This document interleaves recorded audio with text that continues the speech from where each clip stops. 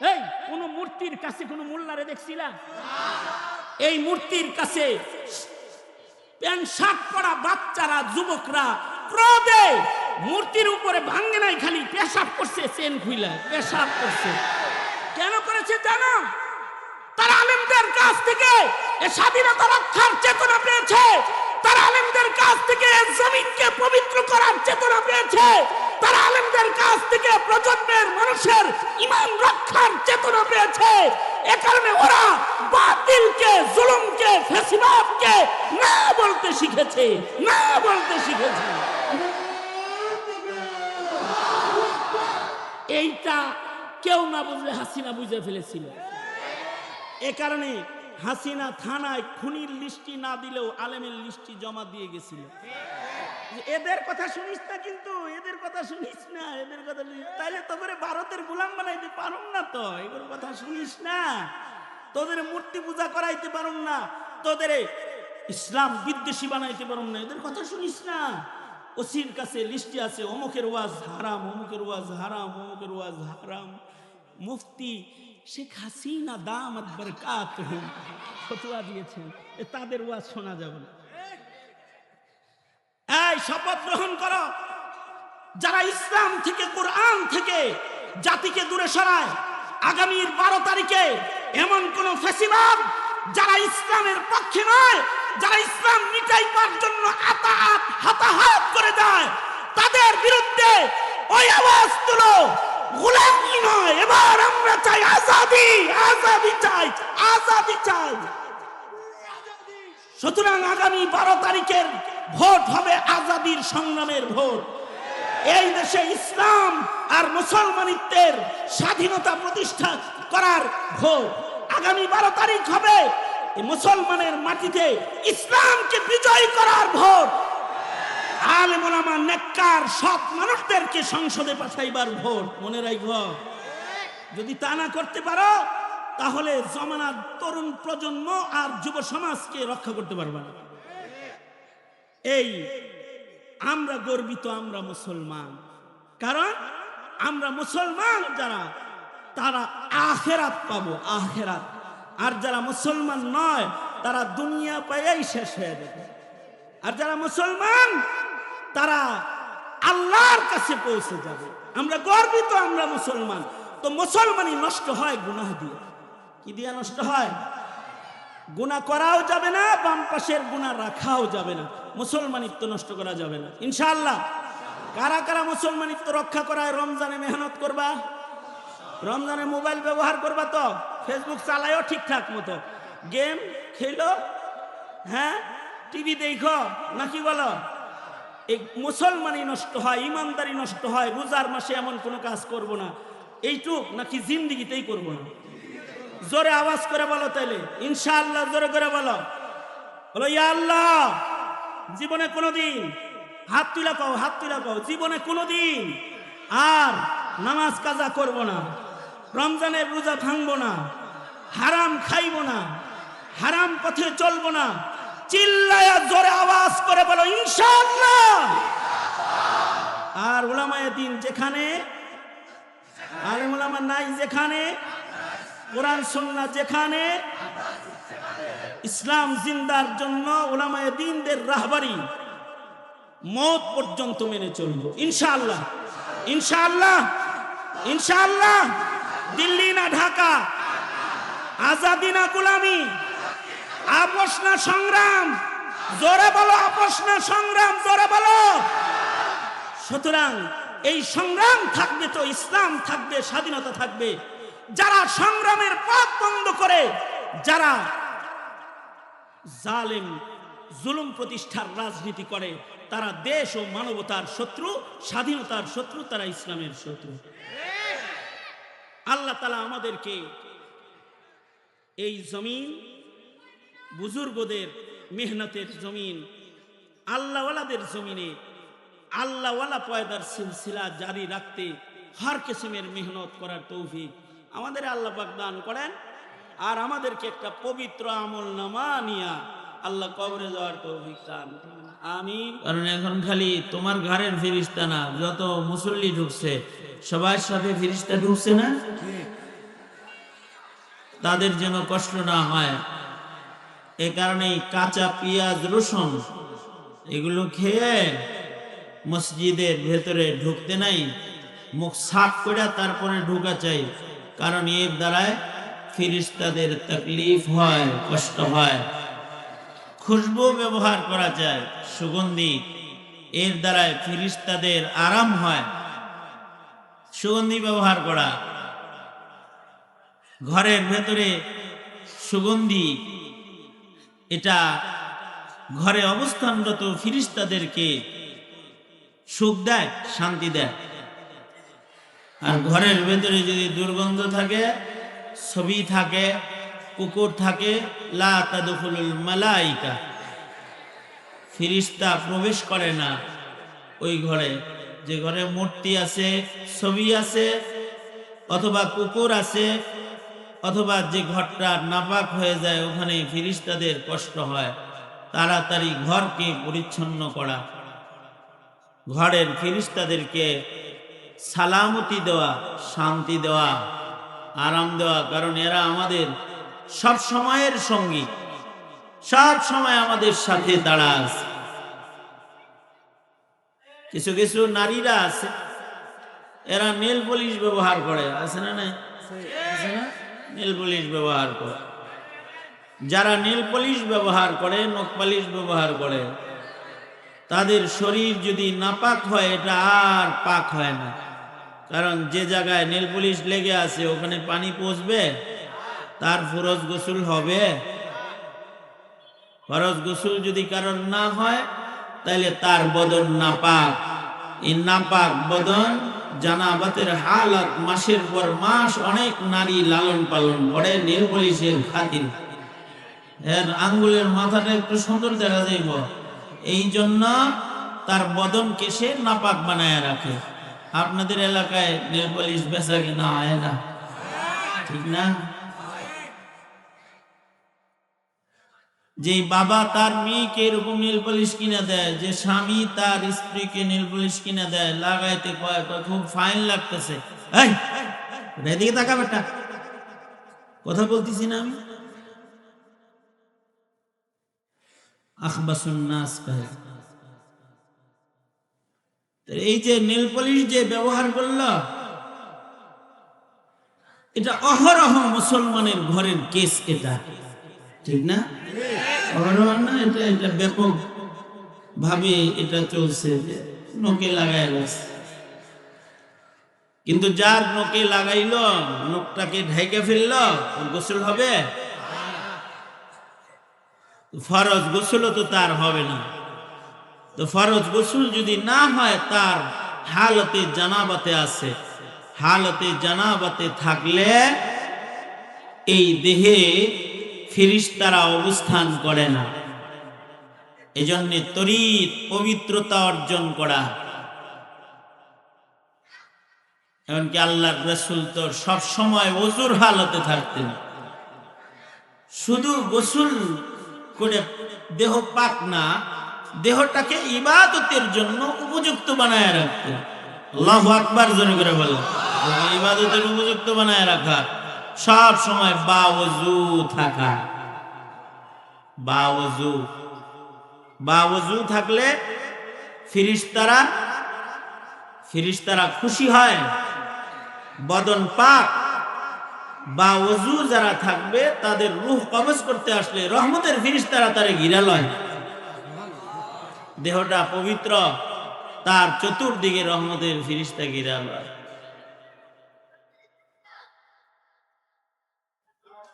পবিত্র মানুষদেরকে আল্লাহ পাক পছন্দ করেন।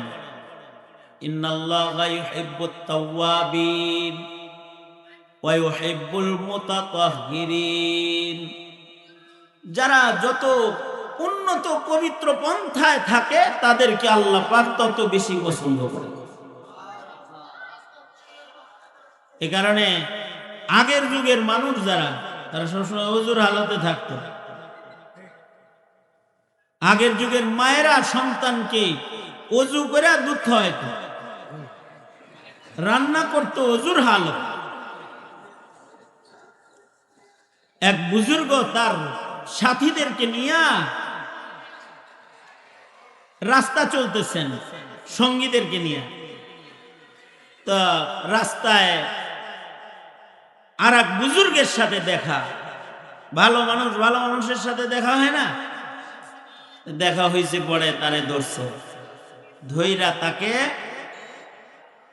নিয়ে গেছে, নিজের বাড়িতে নিয়ে গেছে, মেহমান বানাইছে, বিপদে পড়ে গেছে, মেহমান হইছে, ধরছে, ভাই আবদার করছে ঘরে যেতে, গেছে, যাওয়ার পরে বসায় রাখছে, গল্প করতেছে, সুন্দর সুন্দর কথা বলতেছে, এভাবে সময় পাস করছে। এর ভেতরে রুটি এবং সালন তরকারি রান্না করা শেষ হয়ে গেছে, গল্পের তালে তালে 20 মিনিট গেছে, কথা বলছে, আর তার ঘরে নাস্তা প্রস্তুত হয়ে গেছে। किस्मत की बदनसीबी को सयाद क्या करे, सिर पर गिरे पहाड़ तो फरियाद क्या करे। কারোর কারোর কপাল এরকম হয়। যেন মনে করেন আমি বয়ান শুরু করছি, এখন ওগুলো বাতি উঠতে সব বন্ধ হয়েছে, এটা একটা কিসমত, আলহামদুলিল্লাহ। এর উপরেও খুশি থাকা নিয়ামত। কথা বলা দরকার, কথা শোনা দরকার, আওয়াজ তো হইতাছে, আপনারা আমি কথা বলতে থাকি, আপনারা শুনতে থাকেন, তাহলে ফায়দা হবে ইনশাআল্লাহ। আল্লাহ তৌফিক দান করুন, আমিন বলেন। আপনারা যারা কথা শুনতেছেন দুনো হাত তোলেন তো, নাকি অন্য মানুষ আছেন, বাত্তিওয়ালার দিকে আছেন? হ্যাঁ, দুনো হাত সোজা করেন, নাড়াচাড়া দেন, এবার জবান হরকত করেন, নাড়াচাড়া দেন, জোরে আওয়াজ করে বলেন সুবহানাল্লাহ, আলহামদুলিল্লাহ, লা ইলাহা ইল্লাল্লাহ। আওয়াজ করে উঁচু স্বরে বলেন আল্লাহু আকবার। হাত নামান। এই যেমন আমার দিকে ছিলেন, আপনার এইদিকে থাকেন। তুই যদি আবার উঠছস না, তোমাকে বলছি, তুমি যদি আবার উঠো, তাই আমি নাইমা তোমারে আগে গোতা দিব। গোতা বুঝছো? আমার মানিকগঞ্জের ভাষায় বলে ঘুষি, কিল, গোতা তোমারে দিব।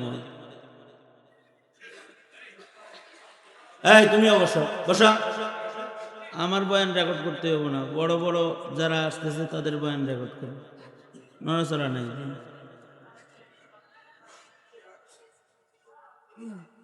তা আমি যেটা বলতেছিলাম, আবার অ্যাটেনশন প্লিজ, এদিকে খেয়াল করেন। এক হাত তোলেন, ডাইন হাত তুলছেন না বাম হাত তুলছেন? আবার ডাইন হাত তুলছেন তো, হাত নামান। এই বুজুর্গের সাথে কথা বলে সময় কাটায় দিচ্ছে। এর ভেতরে কি রেডি হয়েছে? রুটি রেডি হয়েছে, বাজি রেডি হয়েছে, ডিম বাজি করছে, এগুলা আনার পরে বলতেছে প্লিজ অনুগ্রহ করে একটু মেহমান নওয়াজি গ্রহণ করেন। এই লোক বলতেছে আমরা তো ক্ষুধার্থ না, না তারপরেও খান, মেহমানদারি করার সুন্নত, খান। খাইতে চায় না যখন, কিছু মানুষ আছে না গিরিমিরি করে না খাইতে, এরকমই। পরে উঠে যাওয়ার সময় অনেকবার কয়, আর একবার কইতেন তাহলে খাইতাম, মনে মনে খাইতে চাইতেছে না। এই বুজুর্গ বলতেছে হযরত মেহেরবানি করে মেহমানদারিটা কবুল করেন। কারণ হলো যে রুটিগুলা বানানো হয়েছে, এই রুটি প্রস্তুত করার জন্য যে গমগুলো চাষাবাদ হয়েছে, যিনি এই গমগুলো চাষাবাদ করেছেন তিনি ওযু কইরা তারপরে হাল দিছেন। ওযুর হালতে ওযু কইরা তারপরে পবিত্র অবস্থায় তিনি গম বনন করছেন। এই গমগুলো যে পরিচর্যা করছে বা ওযু করছে, নাপাক হাতে এর পরিচর্যাও করে না। যেদিন এই ফসলগুলা তিনি কেটেছেন, উত্তম রূপে ওযু কইরা ওযুর হালতে ফসল কাটছেন। আর ঘরে আনার পরে যে মহিলাটা এই গমগুলোকে আলাদা করছেন, তিনিও ওজুর হালতে এগুলোরে আলাদা করছেন। এগুলোরে বাড়া বেঁধে বেঁধে পিষে পিষে আটা বানাইছেন, ওজুর হালতে বানাইছেন, পবিত্র অবস্থায় বানাইছেন। এখন যখন এই গমগুলো দিয়া রুটি বানানো হয়েছে, তখন পবিত্র অবস্থায় ওযু কইরা রুটিটা বানানো হয়েছে, রান্নাটা পবিত্র হাতে হয়েছে। মেহেরবানি করে এগুলো খান, গ্রহণ করেন। এই বুজুর্গ এটা শোনার পরে এই খানার প্রতি কতটা আকর্ষণ হইতে পারে একটু চিন্তা করে দেখেন।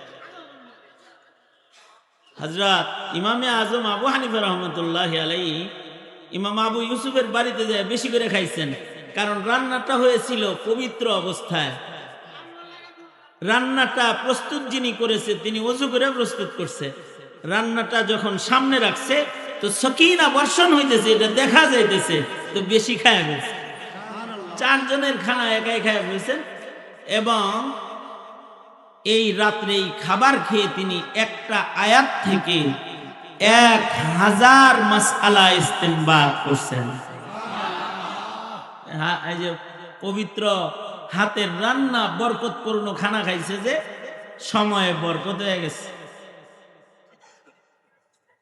মুজাদ্দিদে আল-ফুসানি রহমতুল্লাহি আলাইহি ওনার কবর জিয়ারত করতে আমাদের এক বুজুর্গ গেছেন, জুলফিকার আলী নকশবন্দি রহমতুল্লাহি আলাইহি। উনি ওনার খুতুবাতে লিখছেন, এই বুজুর্গ জুলফিকার আলী নকশবন্দির বর্ণনা, উনি বলেন যে এই মুজাদ্দিদে আল-ফুসানির কবরের পাশে একটা মসজিদ আছে। এই মসজিদে এক বুজুর্গ নামাজ পড়েছেন। নামাজের আজান হয়েছে, মসজিদে ঢুকছেন। হঠাৎ করে দেখে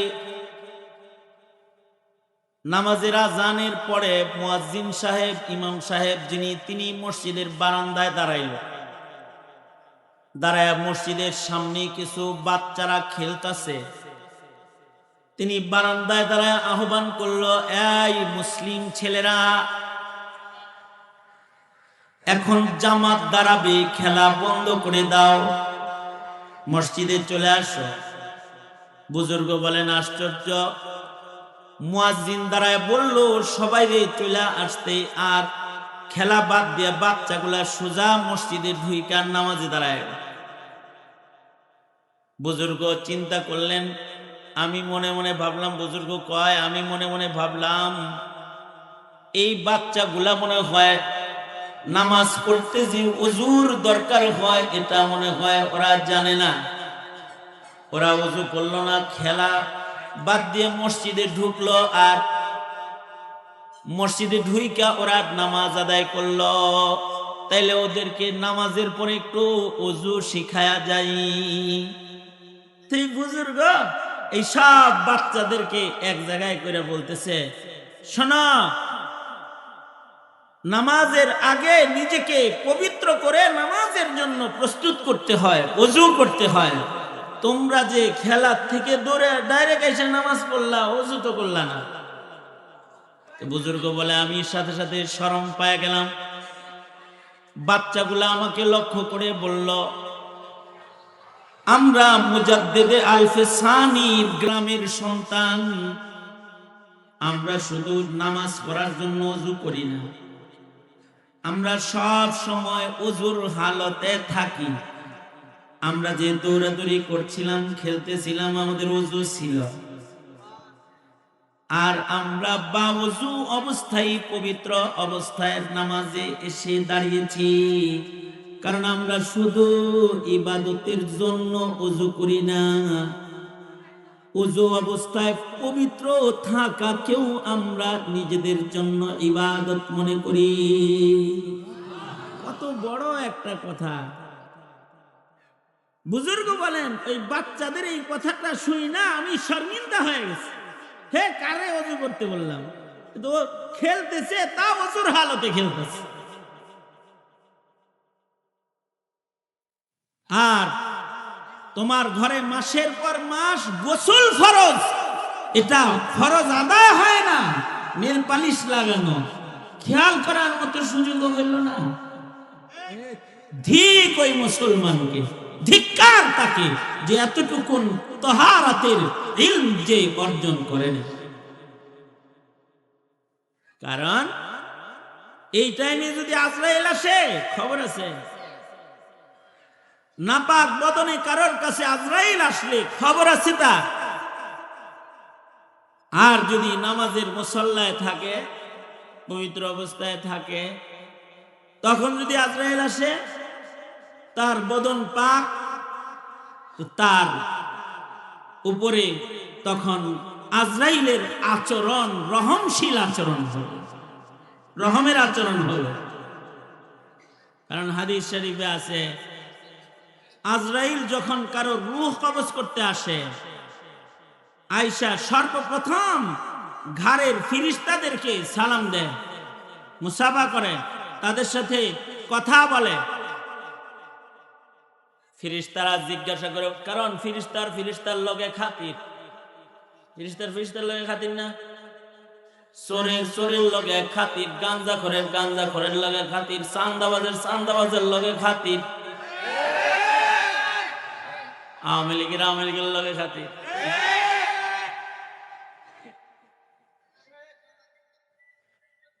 মৌলবীর লগে খাতির, যুবকের লগে খাতির, বুড়ার লগে খাতির। দেখবেন ডায়াবেটিসের হাঁটে বুড়ারা একসাথে হাঁটে, ঠিক না?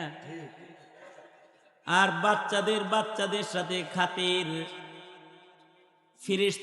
ফিরিস্তাদের লগে বড় খাতির। ফিরিস্তাদের সাথে খাতির। এই ফিরিস্তারা এসে আজরাইল যখন আসে দলবল লইয়া রূহ কবজ করতে, তখন এই ফিরিস্তাদের লগে আগে আলাপচারিতা হয়।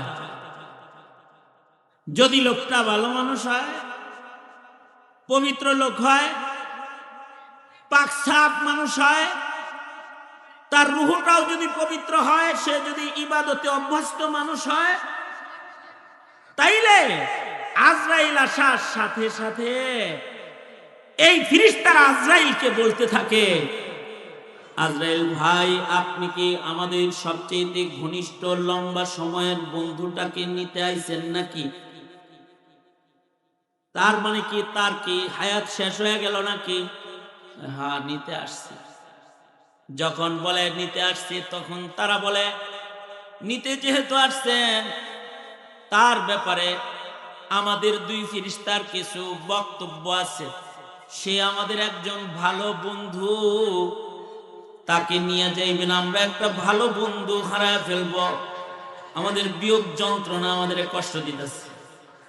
তো আমাদের বন্ধুর ব্যাপারে, বন্ধুর পক্ষ থেকে বন্ধুর ব্যাপারে, সাথীর ব্যাপারে আমাদের উত্তম ভাইয়ের জন্য কিছু কথা আছে। ও আজরাইল ভাই, আপনি যে আমাদের সালেহ ভাইটাকে নিতে আসছেন, এই লোকটা কখনো আমাদের কষ্ট দেয় নাই। তার কাজ, তার অবস্থান কখনো আল্লাহ পাকের জিকির থেকে আমাদেরকে গাফিল রাখে নাই। সে সব সময় ইবাদত করছে, তা আমরা জিকির করে আরাম পাইছি। কারণ ফিরিস্তারা সব সময় জিকির করে, নাহনু নুসাব্বিহু বিহামদিকা ওয়া নুকাদ্দিসু লাক। ফিরিস্তারা সব সময় কার তাসবিহ জপে? আল্লাহর তাসবিহ জপে, জিকির করে। ওরা সব সময় জিকির করে। এই লোক কখনো আমাদের এই জিকিরে ব্যাঘাত ঘটায় নাই। কেউ যখন ইবাদতে থাকে তো ওদের জিকিরে ব্যাঘাত হয় না, ওরা জিকির করতে থাকে। আর কেউ যদি গাঞ্জা খায়া আসমান দিয়ে পড়তে থাকে, অথবা যদি মদ খায়া তাল হয়ে বইরে থাকে, তখন ওদের কি হয়? কষ্ট হয়, ওরা কষ্ট পাইতে থাকে। কেউ যদি বাদ্যের আওয়াজের ভেতরে বসে যায়, যেখানে গান বাদ্যের আওয়াজ হইতেছে, তো ওদের কষ্ট হয়। আর কেউ যদি ওয়াজে বসে যায়, ওদের আরাম হয়। কারণ গাশিয়াতুহুমুর রাহমা, নাযালাত আলাইহিমুস সাকিনা, তাদের উপরে সাকিনা নাজিল হয়, রহমত তাদেরকে ঢাইকা নেয়। আল্লাহু আকবার, জোরে করে বলেন। এই রহমতের ফেরেশতারা রহমত পায়া খুশি হয়ে যায়। আর যদি গুনার পরিবেশে থাকে তখন ওরা কষ্ট পায়, পাপের কাজে থাকে ওরা কষ্ট পায়। তো লোকটা যদি নেককার হয় তো ফেরেশতারা বলে, ও আজরাইল ভাই, এই লোক আমাদেরকে কখনো আল্লাহ পাকের জিকির থেকে গাফেল রাখে নাই, টিভির ঘরে বয়া থাকে নাই, কিরণমালা দেখে নাই, সিনেমা দেখে নাই, ডান্স, বাদ্য, ছবি, সিনেমার পরিবেশে, নগ্ন পরিবেশে সময় কাটায় না।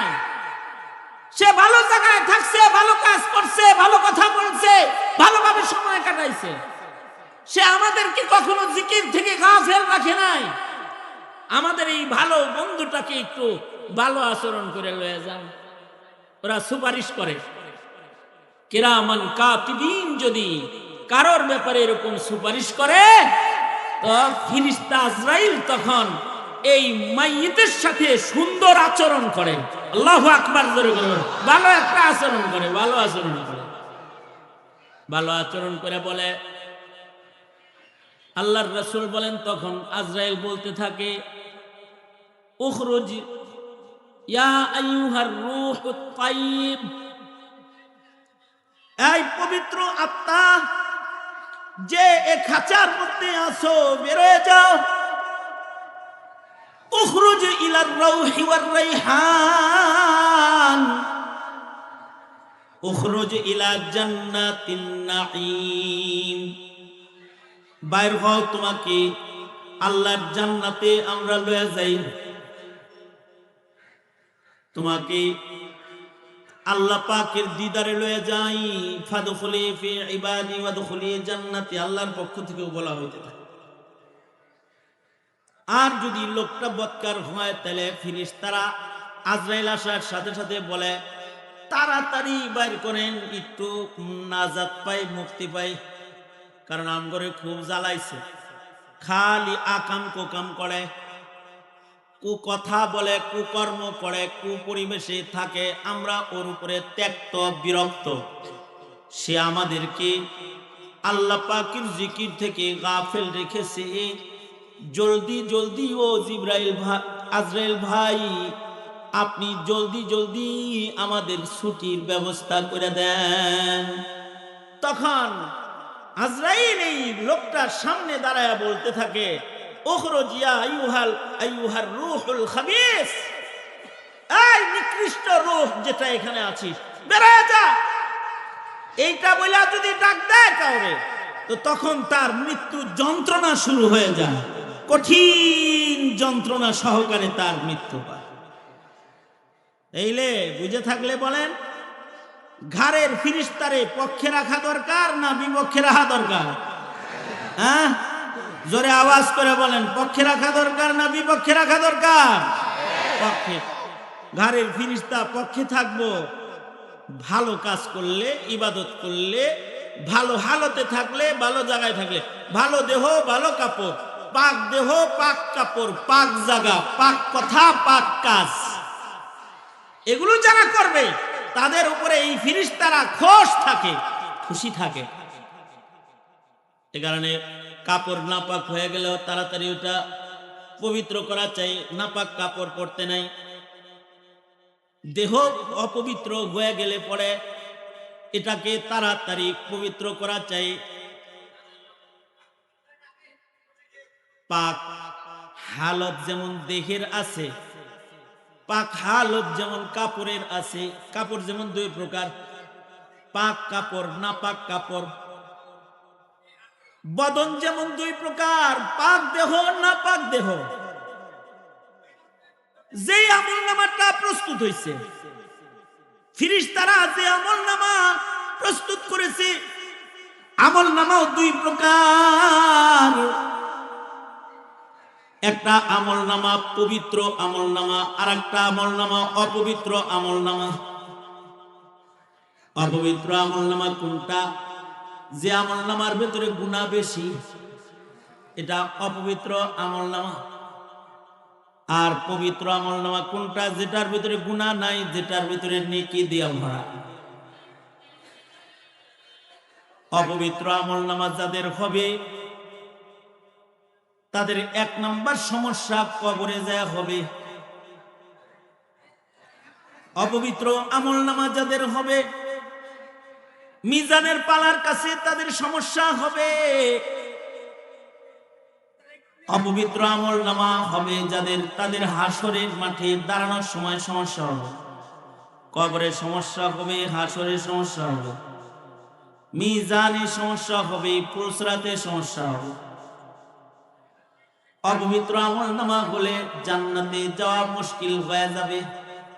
আমলনামা সবার রেডি হইতাছে, এটা পবিত্র রাখতে হইব, কারণ ফেরেশতাদের লিখিত আমলনামাটা যখন রূহ বের হয়ে যাবে, দুনিয়ার সব কিছু থেকে বান্দা আলোক হইল, আমলনামা তার সাথে থাকবে। তার জিন্দেগীর রেকর্ড, তার জিন্দেগীর কৃতকর্ম, এইগুলা সব আমলনামাটা তার সাথে কবরে যাবে। মাইয়িতের জন্য যখন লাহাদ প্রস্তুত করা হয়, মাইয়িতের জন্য যখন কবর রেডি করা হয়, একটা মাইয়িত মরার পরে যখন তার জন্য কবর প্রস্তুত করা হয়, এই কবরের মধ্যে এই মাইয়িতকে নামানোর আগে তার আমলনামা কবরে চলে যায়। আমলনামায় যদি গুনাহ থাকে, গুনাহগুলা সাপ বিচ্ছু আযাব হইয়া কবরের ভেতরে প্রস্তুত হয়ে থাকে, আর সে যাওয়ার সাথে সাথে তার উপর আক্রমণ শুরু হয়ে যায়। যারা বড় মাপের গুনাহগার তাদের কারোর কারোর আযাব তো দেখা গেছে। হিলিয়াতুল আউলিয়া কিতাবের নাম। আব্দুল্লাহ ইবনে আব্বাস রাদিয়াল্লাহু আনহুমা তিনি নিজেই হজের সফরে যাইতেছেন, হজের সফরে যাচ্ছেন আব্দুল্লাহ ইবনে আব্বাস রাদিয়াল্লাহু আনহু। হযরত আব্দুল্লাহ ইবনে আব্বাস হজের যেই কাফেলায় যাচ্ছেন, পাশে আরেকটা কাফেলাও হজের যাইতেছে, কাফেলা কাফেলা যাচ্ছে। তে এই একজনার মৃত্যু, পাশের কাফেলার এক হাজী রাস্তায় মরুভূমিতে মৃত্যুবরণ করল। হাজী মারা গেছে ইহরামের কাপড় পরা অবস্থায় মরুভূমির মাঝখানে। কিন্তু আজব বিষয় হলো, সাথীরা যখন তার জন্য কবর খনন করছেন, কবর খনন লাহাদ প্রস্তুত করা, কবর খনন করাও শেষ, মাইয়িতকে কবরের কাছে আনা হয়েছে, কেবল নামানো হবে, ঠিক তার আগেই দেখে বিরাট বড় একটা আজদাহা সাপ এসে কবরে মাইয়িতের জায়গায় পাশে শুয়ে বসছে। হাজিরা ঘাবড়ায় গেলেন, সাথে সাথে তার এই লাশটাকে বহন কইরা, লাল নীল বাতি বন্ধ করে দি, এই বাতি সব বন্ধ করো, আমার বয়ান এই বাতিতে চলবে, তাছাড়া আমি জায়গা গেলাম গা, যেমন ওয়া আখিরু দাওয়ানা আলহামদুলিল্লাহি রাব্বিল আলামিন। শেষ, বয়ান শেষ।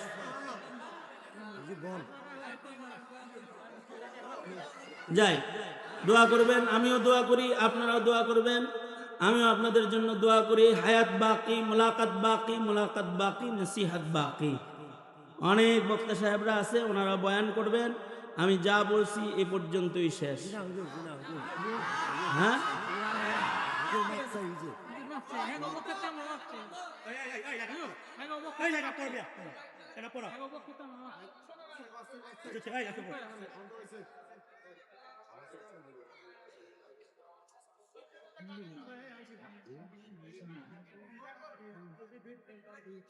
দাঁড়ায় রয়েছিস কে বয়,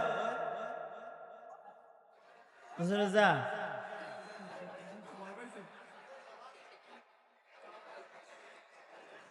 দোনো হাত উপরে তোলেন, জোরে আওয়াজ করে বলেন সুবহানাল্লাহ, আলহামদুলিল্লাহ, লা ইলাহা ইল্লাল্লাহ, আল্লাহু আকবার। আরো জোরে আওয়াজ করে বলেন আল্লাহু আকবার। আওয়াজ করে বলেন লা ইলাহা ইল্লাল্লাহ, আল্লাহু আকবার। এখন তো মার্কার আওয়াজ বেশি, জোরে করে আওয়াজ দেন, আল্লাহর নাম আল্লাহ খুশি হইব। নেতা করে দলের তো সবাই খুশি করে, আপনারা আল্লাহরে খুশি করেন। বলেন সুবহানাল্লাহ, আলহামদুলিল্লাহ, লা ইলাহা ইল্লাল্লাহ, আল্লাহু আকবার। বর্তমান সময়ে যে পরিমাণ মার্কা জিকির হইতেছে, বিভিন্ন মার্কা, তাই না? জিকির হইতেছে না ইলেকশন, যে পাগলের মতো জিকির করতেছে। 500 টাকা পায়া, এক প্যাকেট বিরিয়ানি পায়া, যেরকম ঘোরা ঘুরতেছে, সব কাম বাদ দিয়া। এইভাবে কাম বাদ দিয়া যদি কেউ রোজার মাসে জিকির করতো, জান্নাতটা পাওয়ার লাগে, ঠিক না? এই রমজান আইতাছে না, কি পরিমাণ নেকি হইতো চিন্তা করেন। চিন্তা করছেন? চক্ষুটা বন্ধ করে একটু চিন্তা করেন। হ্যাঁ, 500 টাকার নোটের জন্য মুখ এত চলে, জান্নাতের জন্য চলে না কেন? আল্লাহরে ভয় পাও না? মরবা না তুমি, তোমার পাশে যারা মারা গেছে তাদের দিকে একটু তাকাইতে পারো না? আখিরাতের সম্বল দরকার নেই?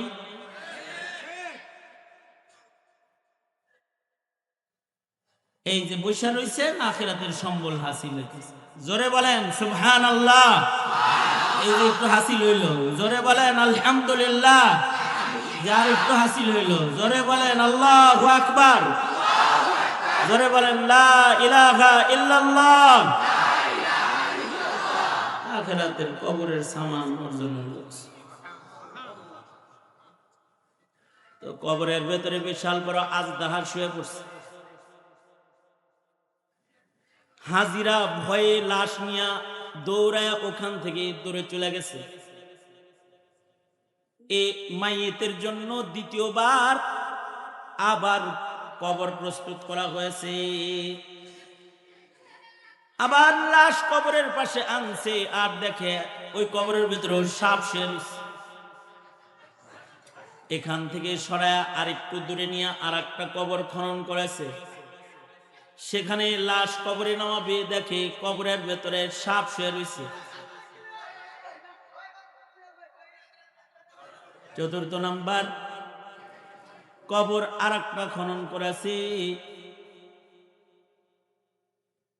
চতুর্থ কবর খনন করার পরে চতুর্থ কবরে দেখে আবার সাপ আর একটা শুয়ে রয়েছে। কবর খনন করলো কয়বার? কবরের ভেতরে আগে আইসা সাপ শুয়ে পড়ে।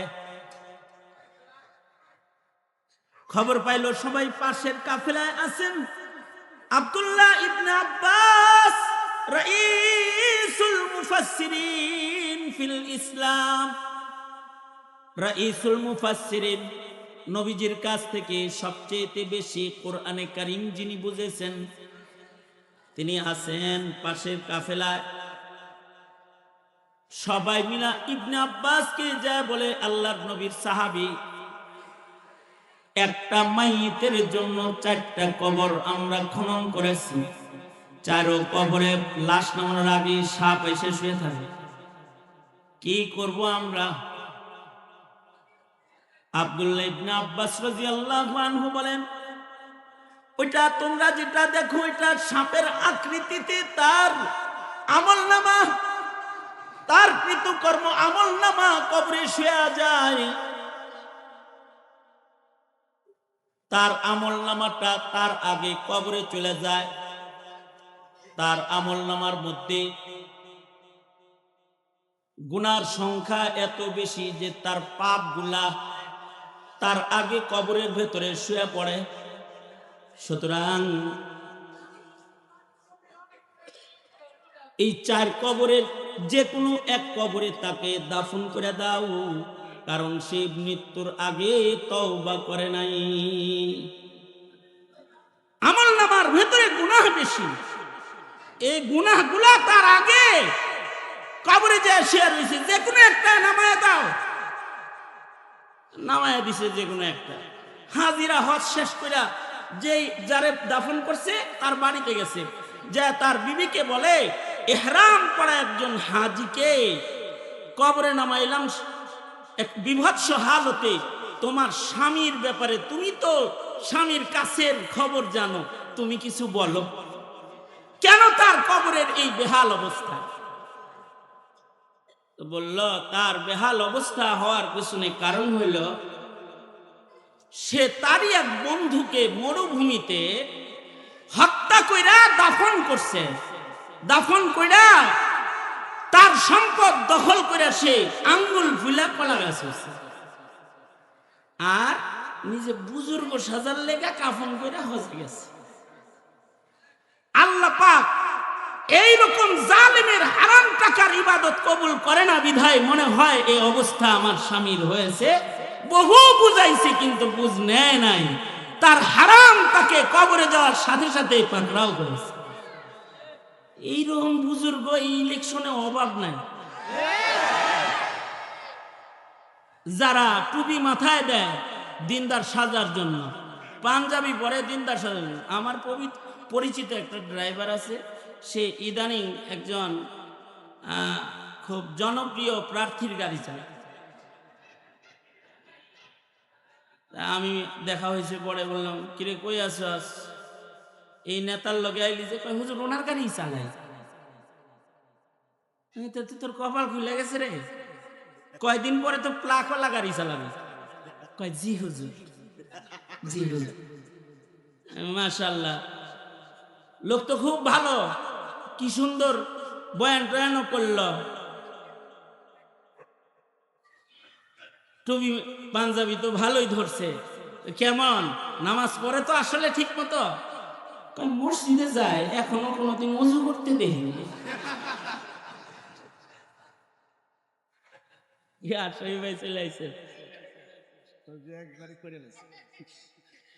হে টুপি মাথায় দিয়া পাঞ্জাবি গায়ে দিয়া ঘুরে হলো জাতির ভোট ধোঁকা দিয়া নিয়া জাতিটা ভক্ষণ করে আঙ্গুল ফুলে কলা গাছ হওয়ার রাজনীতির টুপিও মাথায় দিয়েছে। ওটা বুজুর্গের টুপি না, বুজুর্গের পাঞ্জাবি না, ওইটা বুজুর্গের পাঞ্জাবি। সাক্ষী দিল কে? ড্রাইভারে। সাক্ষী কিন্তু কাছের লোকেরাই দেয়, ঠিক না? ইবনে আব্বাসের কাছে সাক্ষী দিল কে? স্ত্রী সাক্ষী দিচ্ছে যে তার যে এই যে হজের টাকাটা, এটাও হালাল না, এটা হারাম টাকা। সে তার বন্ধুকে মরুভূমিতে পুঁতে রেখেছে হত্যা করে, আল্লাহ পাক তাকে মরুভূমিতেই শুয়াইছে সাপের কবরের আযাব সহকারে। এই হইল রহস্য। হ্যাঁ ঠিকই, মানুষের কৃতকর্ম মানুষের আগে কবরে যায়। কেউ যদি আকাম কুকাম বেশি করে, তার আকাম কুকাম কবরে আগে যায়। আর যদি কারণ আমল নামায় থাকে নামাজ, নামাজ আগে তার কবরে চলে যায়, ডান পাশে পাহারাদার হয়ে যায়। যদি রোজা রাইখা থাকে তো বাম পাশে পাহারাদার হয়ে যায়। কোরআন পড়ে থাকে, কোরআন শুনে থাকে, মাথার কাছে পাহারাদার হয়ে যায়, পায়ের কাছে হাসানাত গুলো পাহারাদার হয়ে যায়। সর্বপ্রথম সে যখন কবরে শুয়ে পড়ে যায়, তখন তার ইবাদত গুলো কথা কয়। মুনকার নাকির তাকে নিতে আসলে, জিজ্ঞাসাবাদ করতে আসলে, তার নামাজ কথা বলতে থাকে যে কেবল ঘুমাইছে, ঘুম থেকে জাগায়ও না। ইন্না কুরআনাল ফাজরি কানা মাশহুদা। ফজরের সময় ফেরেশতাদের সাক্ষীও বেশি হয়। ফজরের নামাজ খোদ নিজেও সাক্ষী কবর হাসর। কবরে ফেরেশতা যখন তাকে জিজ্ঞাসাবাদে আসে তো ফজর বলতে থাকে, ঘুম হারাম করে আমি ফজর হেফাজত সে করেছে, আমি তার ফজরের নামাজ, কেবল ঘুমাইছে, ডাক দিয়েন না তো কি জিজ্ঞাসা বলেন আমরা বলে দিই। কেবল ঘুমাইলো, তার ঘুমে ব্যাঘাত দিবেন না। তার মানে মাইয়িত কবরে যাওয়ার আগেই তার নেক আমল গুলা কিন্তু কবরে চলে যায়। এই নেক আমল গুলা আমল নামার ভেতরেই কবরে যায়, শুধু কবরে যায় না। وكل إنسان ألزمناه طائره في عنقه ونخرج له يوم القيامة كتابا يلقاه منشورا। ইকরা কিতাবাক কাফা বিনাফসিকাল ইয়াউমা আলাইকা হাসিবা। গলায় ঝুলায় আমলনামা দিয়া সবাইরে কবর থেকে আল্লাহ দাঁড় করাবে। মহিলাদের গলার হারের মতো তার আমলনামা গলায় ঝুলন্ত থাকবে। আর আল্লাহ পাক বলবে, এই লিডার, তোর বিচার আমার করা লাগবে না। এই যুবক, তোর বিচার আমার করা লাগবে না। এই সুমাইয়া, খাদিজা, তোর বিচার আমার করা লাগবে না। ইকরা কিতাবাক, কবর থেকে যে আমলনামা গলায় নিয়ে দাঁড়িয়েছে এটা পড়ো। তুমি নিজে পড়াই বুঝবা আজকে কোন জায়গায় যাইবা, দুজকে যাইবা নাকি জান্নাতে যাইবা, টের পাইবা। এখন চক্ষু বন্ধ করে একটা বিষয় শুধু আমি আমাকে জিগাই, আপনি আপনারে জিজ্ঞাসা করেন যে আপনার আমার আমলনামার ভেতরে গুনাহ বেশি নাকি নেকি বেশি হয়ে গেছে? যদি কারোর নেকি হয়ে থাকে তাইলে তার কোনোদিন তওবার দরকার নাই। নেকি বেশি, নবীদের চাইতে বেশি উপরে উঠে গেছে। হ্যাঁ, নবীরা মাসুম, হ্যাঁ তওবা লাগছে, হ্যাঁ তওবা লাগে না। এত নেকিওয়ালা যদি কেউ থাকে, সে কারণ সে তার 30 বছরে এক ফোঁটা চোখের পানি ফেলতে পারে নাই। 30 বছরে কোন আলেমের সামনে বসে তওবার শব্দ উচ্চারণ করতে পারে নাই। 30 বছরে কোনদিন কোন মাহফিলে বসে শরম আর লজ্জা সহ আল্লাহর কাছে এই অঙ্গীকার করতে পারে নাই আর গুনাহ করব না, পারে নাই সে। কারণ তার গুনাহ নাই, তো সে মনে করে তার কোনো গুনাহ নাই। যদি এটা হয় যে না, আমার আমলনামায় অনেক গুনাহ আছে, তাইলে করণীয় আজকে একটা কাজ আছে। সেটা হলো মৌলবীরা এখানে আসছে, নেক পরিবেশে ফেরেশতাদের বেষ্টনীতে বসছেন। এই জমিন আপনার তওবার সাক্ষী হবে। আর এই তওবাই আপনার বাম পাশের যত গুনাহ আছে সব গুনাহকে শুধু মুছবে না, উলাইকা ইউবাদদিলুল্লাহু সাইয়্যাতিহিম হাসানাত, বাম পাশের গুনাহগুলোকে নেকি বানায় ডান পাশে জমা করে দিবে। আল্লাহু আকবার করে বলেন। এইটার সুযোগ হলো এই মাহফিলগুলা, আল্লাহওয়ালাদের সোহবতগুলা। তোমরা যারা যুব সমাজ উলামাদের সোহবতে যাও, এই তওবার নিয়ত করে যাইবা, যেখানে যাইবা তওবা। 100 খুনের আসামি তওবার নিয়ত করে আল্লাহওয়ালার বাড়ির দিকে রওনা করেছে, আল্লাহ পাক তার 100 খুনের গুনাহ মাফ করে তাকে জান্নাত দিয়ে দিয়েছে। বুখারী। নিয়ত করে যাইবা। একটা চক্র আছে যারা মৌলবীদের কাছে তোমাদেরকে যাইতে দিতে চায় না। আলেমদেরকে জঙ্গি কয়, আলেমদেরকে মধ্যযুগী কয়, নিম্নমানের মানুষ কয়। তারা খালি তোমাদেরকে শাহবাগে ডাকাডাকি করবে, নাস্তিকতার দিকে ডাকাডাকি করবে, পিস্তল টেন্ডারবাজি চাঁদাবাজির দিকে ডাকাডাকি করবে। মনে রাখবে, এইগুলা তোমার কোন অভিভাবক হতে পারে না। তোমাকে বিক্রি করেও আঙ্গুল ফুলে কলা গাছ হওয়ার ব্যবসায় নেমেছে, ব্যবসায় নেমেছে। উলামায়ে দ্বীনদের সাথে থাকো, আলেমদের কাছে বসো, 2-4 কথা শুনো। এই যে ডাইকে ডাইকে কয় গুনাহ ছাড়ো, গুনাহ ছাড়ো, বাবারে গুনাহ করিস না, গুনাহ করিস না, কি লেখা কয়? তোমার আমল নামাটা যেন পবিত্র যায়।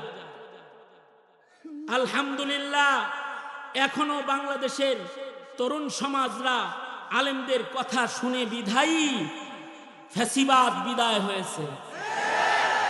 আলেমদের কথা শুনে বিধায়ী 5 আগস্টের পরে সব মূর্তি অটো মাটিতে শুয়ে পড়ছে। বঙ্গবন্ধুর মূর্তি বানানো ছিল না, সব কিন্তু অটো শুয়ে পড়ছে।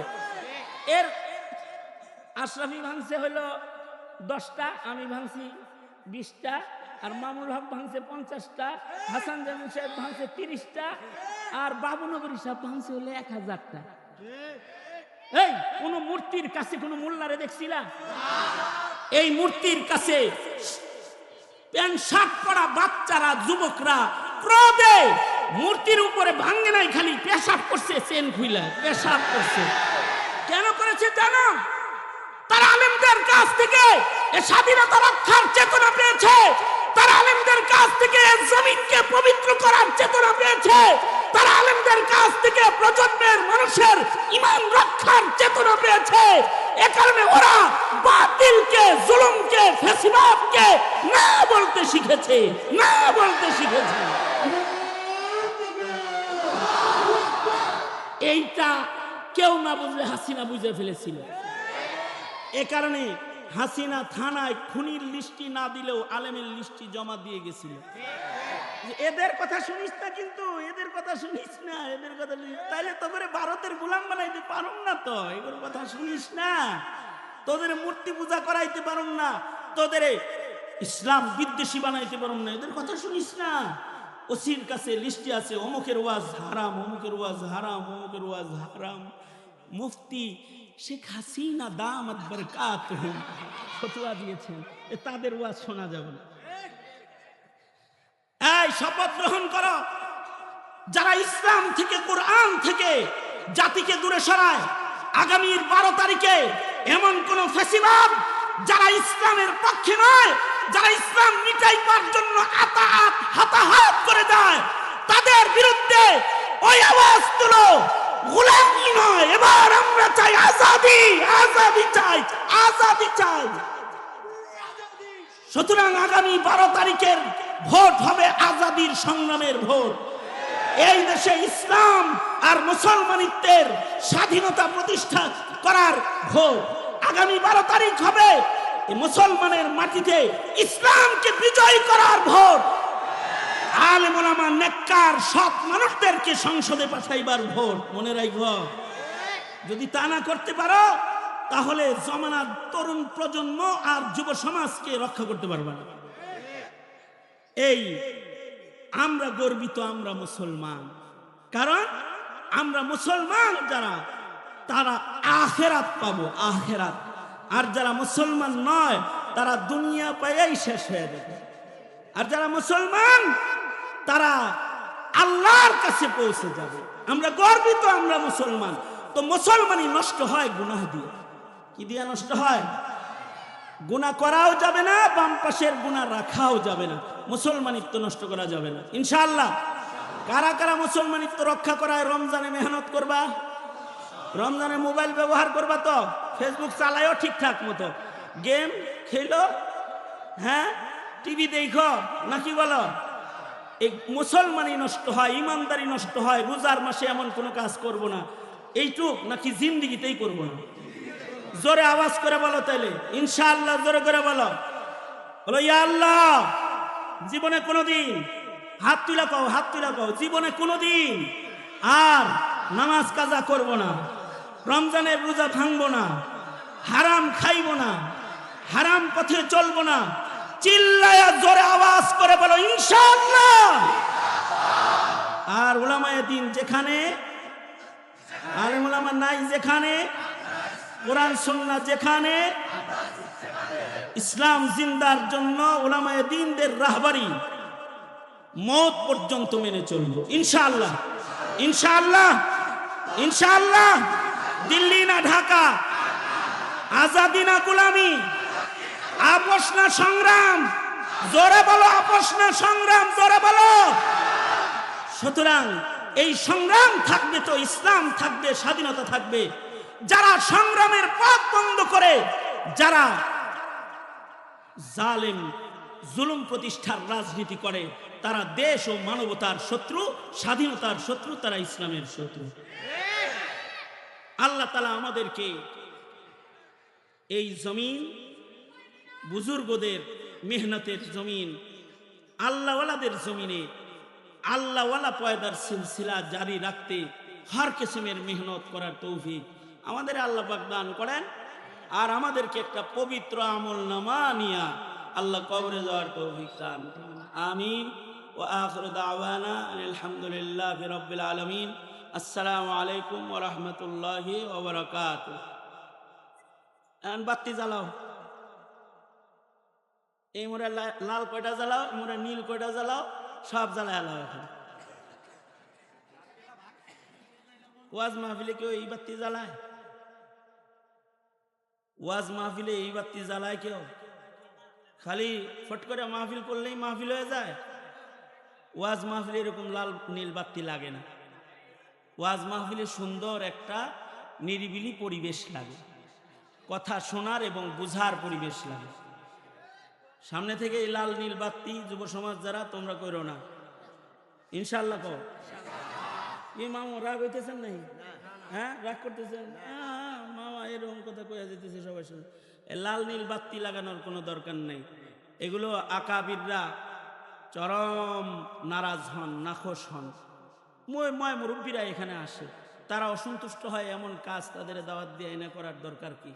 আল্লাহ তাআলা আমাদেরকে তৌফিক দান করেন, এই মাহফিলটাকেও কবুল করেন, মেহনত কোরবানি কবুল করেন, আমিন। ওয়া আখিরু দাওয়ানা আলহামদুলিল্লাহি রাব্বিল আলামিন। আসসালামু আলাইকুম ওয়া রাহমাতুল্লাহি ওয়া বারাকাতুহু।